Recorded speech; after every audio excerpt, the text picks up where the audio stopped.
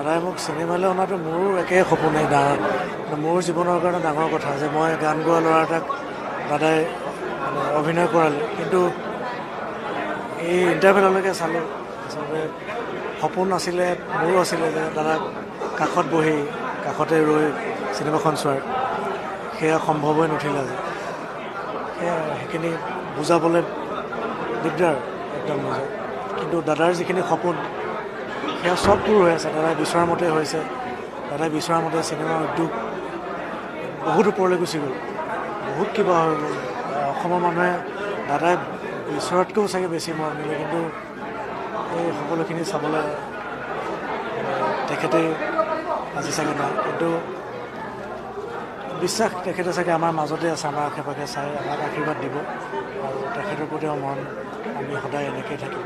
আচলতে যি হৈছে অসমত বা আজি ভাৰতবৰ্ষত, অসমক চিনি পাইছে, অসমীয়া চিনেমাক চিনি পাইছে। আজি 4:25 পৰা অসমীয়া চিনেমা আৰম্ভ হৈছে। আমাৰ অসমীয়া চিনেমাৰ ইতিহাসত চাগে এয়াই প্ৰথম, আৰু এয়াও একমাত্ৰ সম্ভৱ হৈ উঠিছে আমাৰ জুবিনদাৰ কাৰণে।